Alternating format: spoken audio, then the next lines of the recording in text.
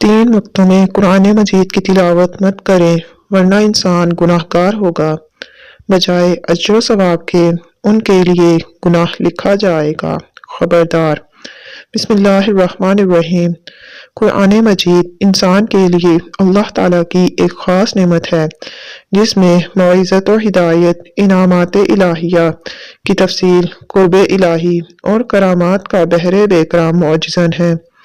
यह हर लिहाज से रहमत, बरकत, मग़फ़िरत और कामिल हिदायत का ज़रिया है। अल्लाह ताला की रज़ा, बुराइयों से बचाव, नेकियों की राह, मसाइब से छुटकारा, गमों से निजात, अमन सुकून का सबब और रश्द व हिदायत का सरचश्मा है।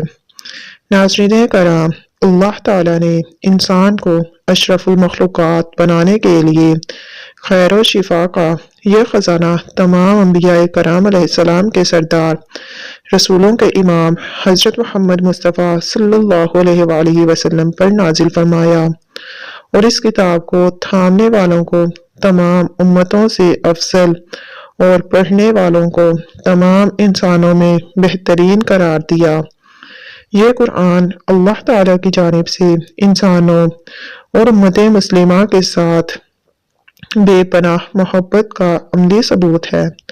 बस हमें भी उसकी अजमत को पहचानना चाहिए और अपने दिलो जान को उसके मुताबिक ढालना चाहिए ताकि उसकी बरकत, मग़फ़िरत और कुर्ब इलाही से फैज़ याब हो सकें।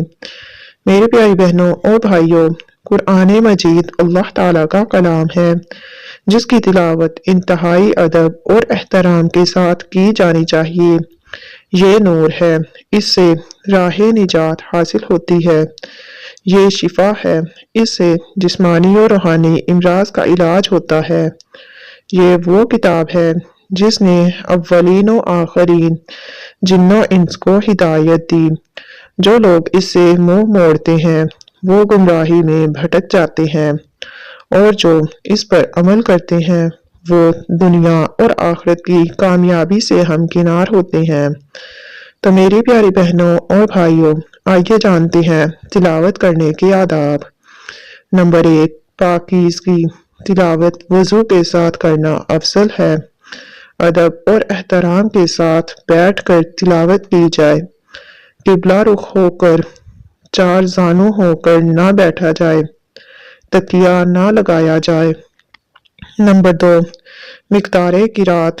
नबी करीम ख़ातमुन नबीयीन सल्लल्लाहु अलैहि वसल्लम ने फरमाया कि जो शख्स 3 दिन से कम में कुरान ख़त्म करे वो उसके मायने को नहीं समझ सकता। मुतअद्दिल मिक़दार ये है कि हफ्ते में एक ख़त्म किया जाए और अगर गौर व फिक्र के साथ पढ़ना हो तो 1 महीने में भी एक कुरान पाक ख़त्म करना काफ़ी है। नंबर 3, कुरानी सूरतों की तक़सीम। जो शख्स हफ्ते में एक ख़त्म करे उसे सूरतों को 7 मंजिलों में तक़सीम करना चाहिए जैसा कि हज़रत उस्मान गनी रज़ियल्लाहु ताला अन्हु किया करते थे। नंबर 4, तरतील के साथ तिलावत। कुरान ठहर ठहर कर और समझ कर पढ़ा जाए क्योंकि इससे तदब्बर में मदद मिलती है। नबी करीम ख़ातमुन नबीयीन सल्लल्लाहु अलैहि वसल्लम एक एक हर्फ को वाज़िहा करके पढ़ते थे। नंबर 5, तिलावत के दौरान कैफियत। कुरान की वईद और अज़ाब की आयत पर गौर किया जाए। रोना मुस्तहिब है, अगर ना आ सके तो रोने जैसा चेहरा बनाना चाहिए। दुआ और रहमत की आयत पर दुआ की जाए। खौफ की आयत पर अल्लाह ताला की पनाह तलब की जाए। नंबर 6, आयत के हकूक की रियायत। आयत सजदा पर सजदा किया जाए बशर्त ये कि पाकी की हालत में हो। नंबर 7, तिलावत की इब्तदा। तिलावत से पहले ताउज़ और तस्मिया पढ़ना चाहिए। नंबर 8, आवाज़ के साथ तिलावत। खुद सुनने की हद तक आवाज़ निकालना ज़रूरी है। ज़्यादा बुलंद आवाज़ रियाकारी के अंदेशे के तहत मकरूह भी हो सकती है, मगर अगर कोई खलल ना हो तो बुलंद आवाज़ से पढ़ना अफजल है। नंबर 9, تحسینے کی رات۔ قرآن پاک کو خوبصورت آواز میں پڑھنا مستحب ہے، مگر حد سے زیادہ کھینچنا درست نہیں۔ نمبر 10 تلاوت کے بعد دعا۔ تلاوت مکمل ہونے پر دعا کرنا مستحب ہے۔ نبی کریم خاتم النبیین صلی اللہ علیہ وآلہ وسلم بھی تلاوت کے بعد دعا فرمایا کرتے تھے۔ 3 اوقات میں قرآن کی تلاوت منع ہے۔ خبردار، ان 3 اوقات میں قرآن مجید کی تلاوت جائز نہیں۔ نمبر 1 حالت جنابت۔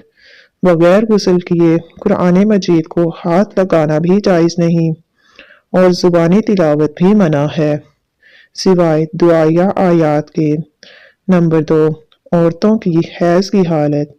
اس دوران بھی قرآن کی تلاوت منع ہے، البتہ اذکار، درود شریف اور دعائیں پڑھی جا سکتی ہیں۔ نمبر 3 نفاس کی حالت۔ زچگی کے بعد 40 دن تک تلاوت قرآن جائز نہیں، تاہم دعا کے طور پر قرآنی آیات پڑھی جا سکتی ہیں۔ ناظرین کرامی، اگر کوئی قرآن کی تلاوت کر رہا ہو اور غلطی کر جائے تو حیض یا جنابت کی حالت میں بھی غلطی درست کرنے کی اجازت ہے۔ اسی طرح عام طور پر ذکر و اذکار جیسے کہ الحمدللہ، سبحان اللہ اور انشاءاللہ کہنا بھی جائز ہے۔ قرآن کو ہمیشہ خوش الحانی اور خوبصورت آواز میں پڑھنا چاہیے، جیسا کہ رسول اللہ صلی اللہ علیہ وآلہ وسلم نے ارشاد فرمایا، اپنی آوازوں سے قرآن کو مزین کرو، کیونکہ اچھی آواز قرآن کے حسن میں اضافہ کر دیتی ہے۔ تو ناظرین کرام، قرآن مجید اللہ تعالیٰ کی عظیم کتاب ہے جو دنیا و آخرت میں کامیابی کا ذریعہ ہے۔ اس کی ایک آیت پڑھنے پر 10 نیکیاں لکھی جاتی ہیں۔ یہ برکتوں، رحمتوں اور شفا کا خزانہ ہے۔ اللہ پاک ہمیں قرآن پاک پر عمل کرنے کی توفیق عطا فرمائے اور ہمارا خاتمہ ایمان پر کرے، آمین۔ ناظرین، اس طرح کی مزید ویڈیوز دیکھنے کے لیے من دین آفیشیل چینل کو سبسکرائب کر دیجئے۔ اللہ پاک آپ سب کا اور ہمارا حامی و ناصر ہو، اور ویڈیو پسند آنے کی صورت میں اپنے پیاروں کے ساتھ شیئر کر دیجئے تاکہ آپ کو اس کا ثواب مل سکے۔ اللہ پاک آپ کی ہر خواہش کو پورا فرمائے، آمین۔